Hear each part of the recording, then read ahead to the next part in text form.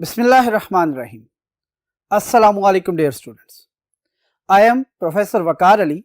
आज हम lecture number 9 chapter number 2 computer memory में से secondary memory, secondary storage devices और फिर जो डिफरेंट टाइप्स हैं सेकेंडरी स्टोरेज की उनको डिस्कस करेंगे। सबसे पहले बात करते हैं सेकेंडरी मेमोरी के हवाले से। हमने पढ़ा था कि मेमोरी की बेसिक दो टाइप्स हैं।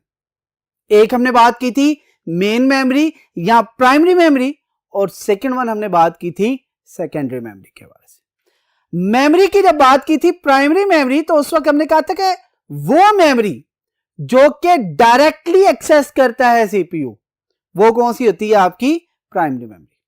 और वो मेमोरी जो कि डायरेक्टली एक्सेस नहीं करता सीपीयू, वो आपकी क्या कहलाती है? वो आपकी सेकेंडरी मेमोरी कहलाती है। फिर हमने बात की थी कि मेमोरी जो सी आपकी सेकेंडरी है उसको हम मैस स्टोरेज भी कहते हैं, उसको हम बैकिंग स्टोरेज भी कहते हैं, उसको हम ऑक्सिलरी स्टोरेज भी कहते हैं। कहते हैं याद रखिएगा जितनी आपकी सेकेंडरी मेमोरीज हैं वो सारी की सारी नॉन वॉलेटाइल इन नेचर है, जिसकी वजह क्या है कि वो तमाम का तमाम डाटा अपने पास परमानेंटली स्टोर करते हैं। ऐसा नहीं है कि जी जैसे ही पावर जोन सी है कट ऑफ हुई, ऑफ हो गई, आपका डाटा जोन से रिमूव हो जाए, ऐसा कभी नहीं होगा। कहता है जितनी भी सेकेंडरी मेमोरीज हैं उनके अंदर आपका डाटा परमानेंटली स्टोर रहता है, और तब तक स्टोर रहता है जब तक कि यूजर खुद उसे रिमूव नहीं करता। बात क्लियर होगी। और ये कहते हैं कि सेकेंडरी मेमोरीज बेसिकली इस पर्पस के लिए इस्तेमाल की जा रही होती हैं ताकि आप इन फ्यूचर अगर उस डाटा को दोबारा इस्तेमाल करना चाह रहे हैं या उसमें कोई मॉडिफिकेशन करके इस्तेमाल करना चाहते हैं तो आप उसे कहां पे स्टोर करें? सेकेंडरी मेमोरी के ऊपर। यहां तक बात क्लियर होगी। अब देखते हैं कि बेसिकली ये क्या है। कहता है secondary memory also known as backing storage, auxiliary storage और मैस स्टोरेज। यानी कि आपसे क्वेश्चन किया जाए मैस स्टोरेज क्या है, ऑक्सिलरी स्टोरेज क्या है या बैकिंग स्टोरेज क्या है, तो याद रखें वो बेसिकली किसके बारे में पूछ रहा होगा? आपसे सेकेंडरी मेमोरी के बारे में। क्लियर होगी। फिर आपसे कहता है stores large amount of data और information permanently. Large amount of data किस तरह? हमने पढ़ा था कि जैसे जैसे हम सीपीयू से दूर होते जाते हैं, क्योंकि डायरेक्ट एक्सेस तो आपकी मेन मेमोरी की है, लिहाजा जैसे जैसे हम दूर होते जा रहे हैं सीपीयू से, आपकी जो मेमोरी की कैपेसिटी है वो क्या हो रही है? इंक्रीज हो रही है। लेकिन हमने दूसरी तरफ क्या पढ़ा था? कैपेसिटी इंक्रीज होने के बाद स्पीड क्या होती जा रही है? स्लो होती जा रही है। बात क्लियर हुई। अब कहता है कि जब आपकी कैपेसिटी बहुत बड़ी है तो ऑटोमेटिकली आप लार्ज अमाउंट ऑफ डाटा या इंफॉर्मेशन को अपने पास क्या कर सकते हैं? स्टोर कर सकते हैं, और वो भी आपकी परमानेंट स्टोरेज होगी जो कि इन फ्यूचर कभी भी इस्तेमाल की जा सकती है। कहता है बहुत सी आपके पास सेकेंडरी मेमोरीज हैं, लेकिन जिनमें से हार्ड डिस्क आपकी एक ऐसी मेमोरी है जो कि सबसे ज्यादा इस्तेमाल की जाती है। उसकी वजह क्या है कि क्योंकि वो इनसाइड द कंप्यूटर सिस्टम, यानी कि सिस्टम यूनिट, जो कि जिसे आजकल हम गलतुल आम में क्या कहते हैं? सीपीयू। हालांकि सीपीयू बेसिकली क्या है? आपका एक प्रोसेसर है जिसको हम सीपीयू कहते हैं। ठीक है। वो जो बॉक्स है, जो केसिंग है, वो उसके साथ अगर सारे कंपोनेंट्स ऐड किए जाएं तो these are known as system unit. कहता है उस सिस्टम यूनिट के अंदर होती है आपकी हार्ड डिस्क, और कहता है आजकल ये कंपल्सरी पार्ट है, इसलिए सेकेंडरी मेमोरी में हार्ड डिस्क सबसे ज्यादा इस्तेमाल होने वाली आपकी मेमोरी है। और कहता है अगर हम स्टोरेज डिवाइसेस की बात करें तो हमें पता लगता है कि जी हम हार्ड डिस्क इस्तेमाल कर सकते हैं, हम सीडीज इस्तेमाल कर सकते हैं, हम डीवीडीज इस्तेमाल कर सकते हैं, हम फ्लैश मेमोरीज जितनी भी हैं यूएसबी के तौर पे जो कनेक्ट होती हैं, वो सारी की सारी मेमोरीज किस तौर पे इस्तेमाल की जा सकती हैं? आपकी सेकेंडरी स्टोरेज डिवाइसेस या सेकेंडरी मेमोरी के तौर पर। यहां तक बात क्लियर हो चुकी होगी। अब हम मूव करते हैं टुवर्ड्स नेक्स्ट बोर्ड और फर्दर जो इंफॉर्मेशन है उसको स्टडी करते हैं।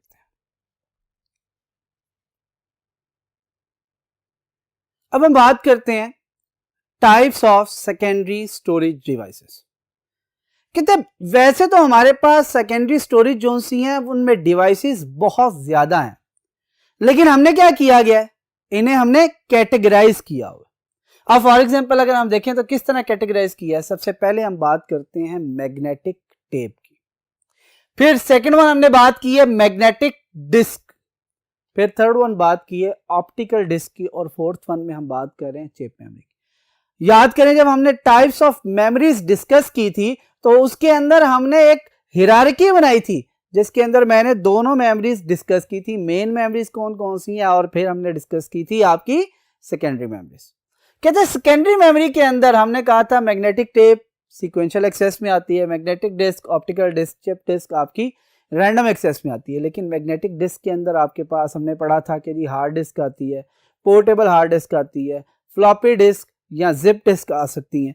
फिर ऑप्टिकल डिस्क में हमने बात की थी सीडीज, डीवीडीज, ब्लू रे जोन सी डिस्क हैं आपकी जो कि पोर्टेबिलिटी के लिए इस्तेमाल की जाती हैं, वो आपकी आ सकती हैं। और चिप मेमोरी के अंदर हमने जब बात की थी तो हमने कहा था यूएसबी फ्लैश मेमोरी की बात करें या फिर किसकी बात करें, आप एसडी कार्ड्स की बात करें।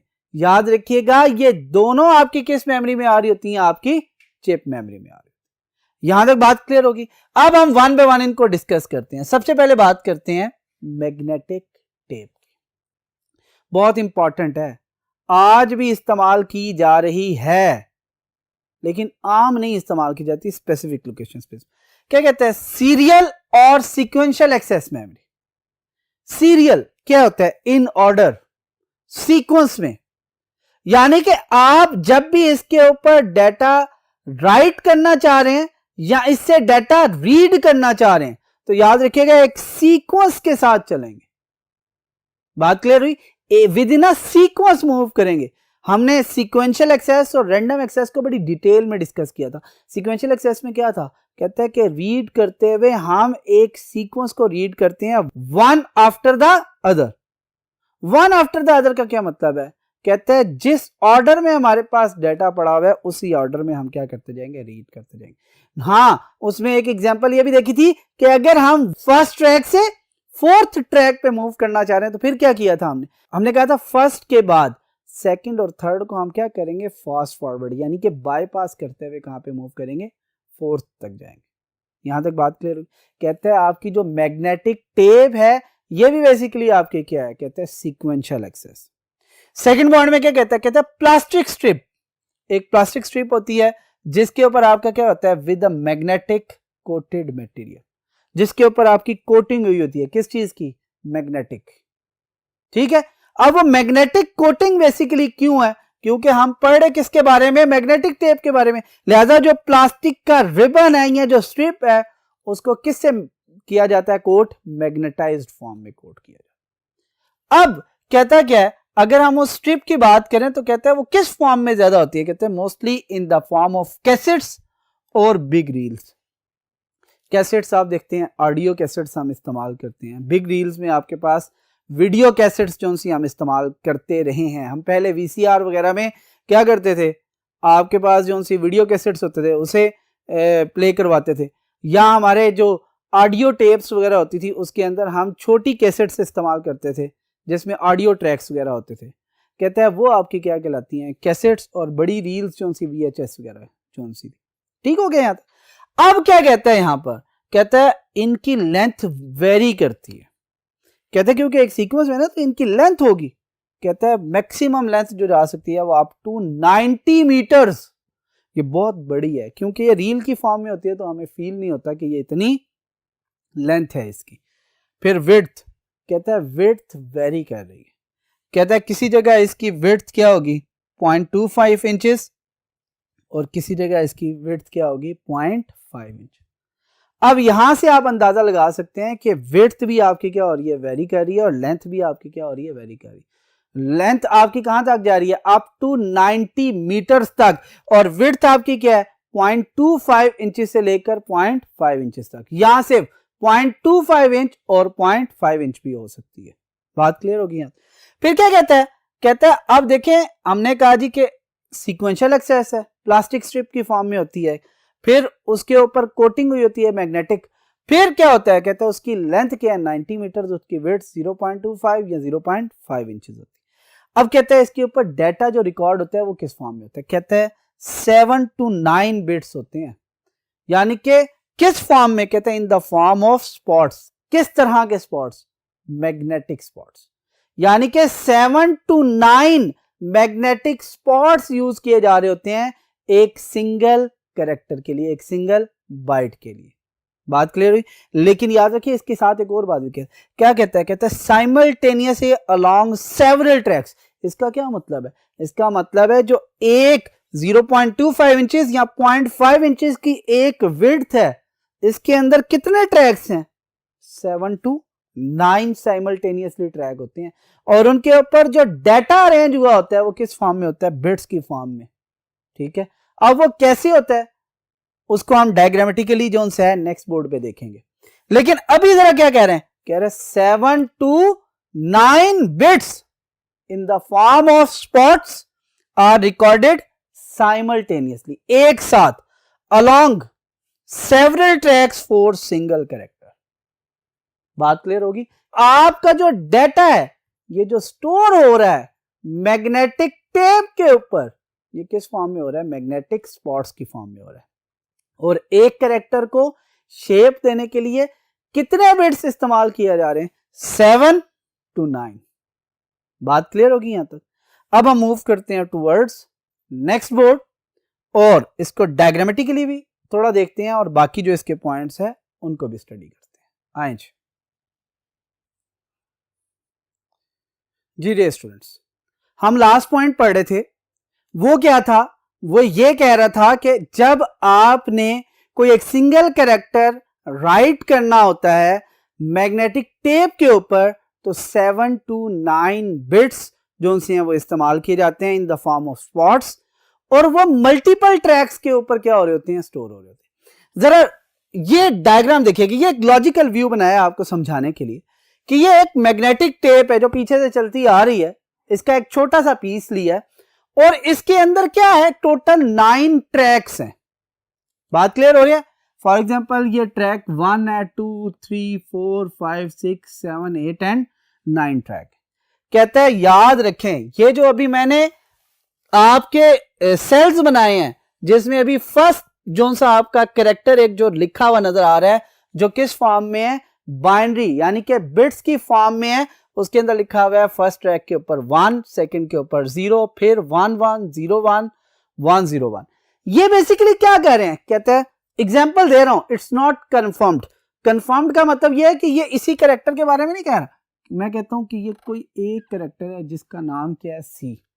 यानी कि सी को राइट करने के लिए क्या होगा? जो तमाम के तमाम एक लोकेशन के ट्रैक्स हैं, ठीक है, उनको एक ही वक्त पर क्या किया जाएगा? राइट किया जाएगा। यानी कि ये 9 सेल्स जो के वैल्यूज हैं, जो बिट्स को होल्ड कर रहे हैं, जो कि साइमल्टेनियस हैं, कहते हैं याद रखिएगा ये एक कैरेक्टर को आइडेंटिफाई कर रहे होंगे। बात क्लियर हुई? इसी तरह अगर दूसरा कैरेक्टर राइट करना होगा तो इस लोकेशन पे आ जाएगा, तीसरा कैरेक्टर राइट करना होगा तो ये पूरे के पूरे ट्रैक्स मिलकर एक सिंगल कैरेक्टर क्या बना रहे होंगे। समझ आ गई यहां तक बात? दोबारा बता रहा हूं, मैंने क्या कहा है? फॉर एग्जांपल जिस तरह ये पहला कैरेक्टर पूरा बिल्ड होता है, ये तमाम के तमाम जो बिट्स डिफरेंट ट्रैक्स के ऊपर है ये मिलकर एक कैरेक्टर बनाते हैं। अब अगर हम दूसरी लोकेशन पे चले जाएं तो उसके ऊपर जितनी भी बाइनरीज हम लिखेंगे वो क्या कर रहे होंगे? दूसरा कैरेक्टर बना रहे होंगे। इससे आगे सो ऑन ये चलता रहेगा। इसका मतलब है डिफरेंट ट्रैक्स के ऊपर जो बाइनरीज हैं वो मिलकर क्या करती हैं? एक सिंगल कैरेक्टर बिल्ड करती है। यहां तक बात क्लियर होगी?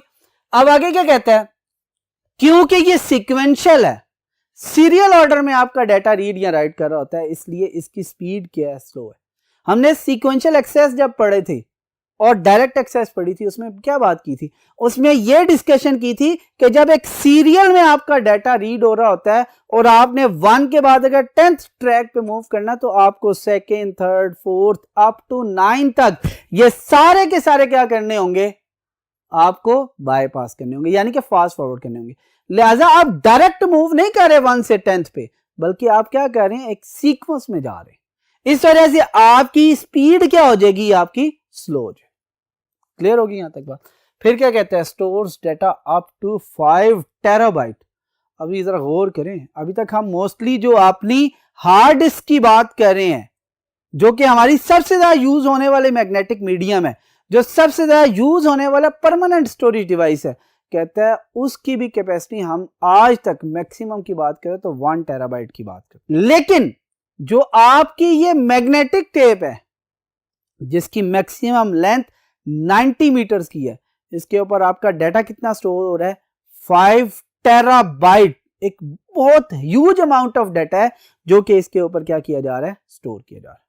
और अगर बहुत ह्यूज अमाउंट ऑफ डाटा है तो ऑब्वियसली याद रखिएगा इसको एक्सेस करने के लिए या इसको राइट करने के लिए टाइम भी बहुत ज्यादा रिक्वायर्ड है।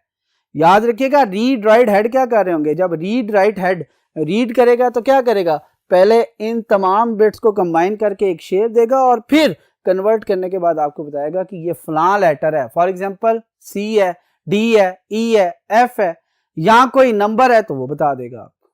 बात क्लियर होगी। फिर लास्ट में क्या कहता है, कहता है mostly used with mini computers and main frames for backups. कहता है मिनी कंप्यूटर और मेन फ्रेम कंप्यूटर्स आपको पता है बहुत ज्यादा पावरफुल कंप्यूटर्स हैं जिनका काम क्या है, लास्ट चैप्टर में आप पढ़ के आए कि 100 और थाउजेंड्स ऑफ यूजर्स को मैनेज करना, 100 एंड थाउजेंड्स ऑफ यूजर्स को मैनेज करना। इसका मतलब है उनके पास बहुत ज्यादा डाटा आ रहा होगा, उन्हें क्या करना पड़ता है, उसका बैकअप भी बनाना पड़ता है। और बैकअप भी ऑब्वियसली अगर डाटा ज्यादा है तो बैकअप भी बड़ा बनेगा। और इस बैकअप के लिए आप क्या इस्तेमाल कर रहे होते हैं, मैग्नेटिक टेप इस्तेमाल कर रहे होते हैं। प्लास्टिक स्ट्रिप होती है जो कि मैग्नेटिक कोटेड होती है। फिर इसके ऊपर जो डाटा स्टोर होता है वो इन the form of bits, 7 to 9 bits हो रहे होते हैं जो कि स्पॉट्स की फॉर्म में होते हैं और डिफरेंट ट्रैक्स के ऊपर स्टोर हो रहा है। स्लो इन स्पीड है, ठीक है। फिर बात करते हैं अप टू 5 टेराबाइट्स तक आपका जो सा डाटा स्टोर कर सकता है। इसकी लेंथ अप टू 90 मीटर्स है।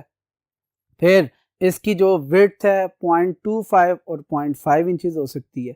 फिर कहता है कि जी ये ज्यादा कहाँ पे इस्तेमाल किया जाता है, with mini computers and with main frame computers. किस पर्पस के लिए, बैकअप के लिए। यहां तक बात क्लियर होगी।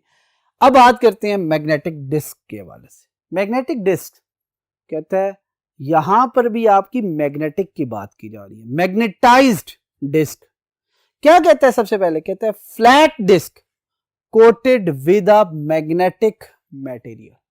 कहता है यहां पर भी आपकी जो डिस्क है ना उसको क्या कर लिया गया, कोट किया गया मैग्नेटिक फॉर्म में, ठीक है, मैग्नेटिक मटेरियल के साथ कोट कर लिए गए। इसका मतलब है वो तमाम की तमाम डिस्क जिनको कोट करवाया गया मैग्नेटिक मटेरियल से वो क्या कहलाती हैं, आपकी मैग्नेटिक डिस्क कहलाती है। अब कहता है यहां पर आपका डाटा जो स्टोर हो रहा होता है वो टाइनी मैग्नेटाइज्ड स्पॉट्स की फॉर्म में हो रहा होता है जिन्हें हम क्या कहते हैं, बिट्स कहते हैं।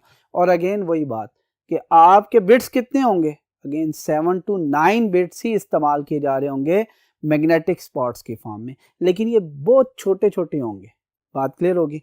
फिर क्या कहता है, ये जो आपकी मेमोरी है ये डायरेक्ट एक्सेस मेमोरी है। और याद रखिएगा जितनी भी आपकी डायरेक्ट एक्सेस मेमोरीज होती हैं वो क्या होती हैं, बहुत ज्यादा फास्ट होती है। जैसे कि हमने डायरेक्ट एक्सेस मोड के अंदर पढ़ा था, वो क्या था, कहते हैं आप 1 के बाद 2 को एक्सेस करें या 1 के बाद 10 को एक्सेस करें, आपका जो एक्सेस टाइम है वो क्या होगा, बिल्कुल सेम होगा। बात क्लियर होगी। जो कि आपका एक्सेस टाइम है वो क्या होगा, बिल्कुल सेम होगा। डायरेक्ट एक्सेस के अंदर हर वो डिवाइस जो कि डायरेक्ट एक्सेस मोड यूज कर रही होती है, जो कि डाटा को डायरेक्टली एक्सेस कर रही होती है, वो तमाम की तमाम फास्ट इन स्पीड होती हैं as compared to sequential access memories. और अभी तक हमने ये देखा है कि सीक्वेंशियल एक्सेस के अंदर सिर्फ हमारे पास कौन सी मेमोरी है, that is only magnetic tape. बात क्लियर होगी।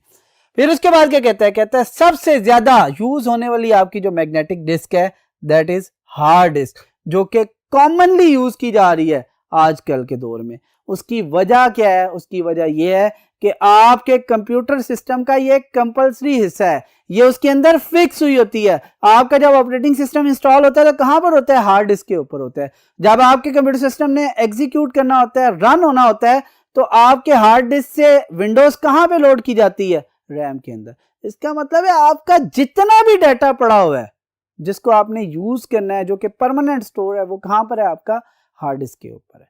लेकिन इसका मतलब ये नहीं है कि सिर्फ एक हार्ड डिस्क की आपकी ऐसी डिवाइस है जो कि मैग्नेटिक डिस्क है। नो, इससे पहले आपके पास फ्लॉपी डिस्क, जिप डिस्क जो सी थी, जो पहले के अदवार में इस्तेमाल की जाती रही हैं वो भी मैग्नेटिक डिस्क की ही टाइप थी। और मैग्नेटिक डिस्क की ये वो टाइप थी जिनकी एक तो स्टोरेज कैपेसिटी बहुत कम थी, दूसरा इनके अंदर यूज होने वाला जो मटेरियल था वो लॉन्ग टाइम के लिए यूज नहीं किया जा सकता था, ठीक है, लॉन्ग लाइफ नहीं थी उसकी, इस वजह से उनका use with the passage of time कम हो गया और आजकल तो बिल्कुल ही वो क्या हो चुकी हैं, ऑब्सोलीट हो चुकी हैं, उनका इस्तेमाल नहीं किया जा रहा। यहां तक बात क्लियर होगी। इसका मतलब है हमारे पास मैग्नेटिक डिस्क में जो सबसे ज्यादा इस्तेमाल होने वाली डिस्क है आजकल वो कौन सी है, आपकी हार्ड डिस्क है। और यही वो डिस्क है जैसे फिक्स डिस्क के तौर पर आप अपने कंप्यूटर सिस्टम के अंदर इस्तेमाल कर रहे होते हैं और हर तरह के प्रोग्राम और हर तरह का डाटा जो है वो कहां पे स्टोर किया जा रहा होता है, आपके कंप्यूटर सिस्टम में हार्ड डिस्क के तौर पर इस्तेमाल किया जा रहा है, या हार्ड डिस्क के ऊपर इंस्टॉल किया जा रहा होता है, हार्ड डिस्क के ऊपर राइट किया जा रहा होता है, हार्ड डिस्क के ऊपर स्टोर किया जा रहा है। यहां तक बात क्लियर होगी। आज का जो टॉपिक था वो हमने जो देखा है वो सेकेंडरी मेमोरी के हवाले से देखा था, फिर उसके डिफरेंट डिवाइसेस में से हमने आज सिर्फ और सिर्फ मैग्नेटिक टेप को डिटेल में डिस्कस किया है, जबकि मैग्नेटिक डिस्क को सिर्फ इंट्रो देखा है। आगे हम जब चलेंगे तो मैग्नेटिक डिस्क की जो डिफरेंट टाइप्स हैं पहले उन्हें डिस्कस करेंगे और फिर ऑप्टिकल एंड चिप मेमोरी को जो उनसे डिटेल में डिस्कस करेंगे। उम्मीद है कि आज का लेक्चर आपको समझ आ चुका होगा। इंशाल्लाह नेक्स्ट लेक्चर में आपसे फिर मुलाकात होगी। थैंक यू, अल्लाह हाफ़िज़।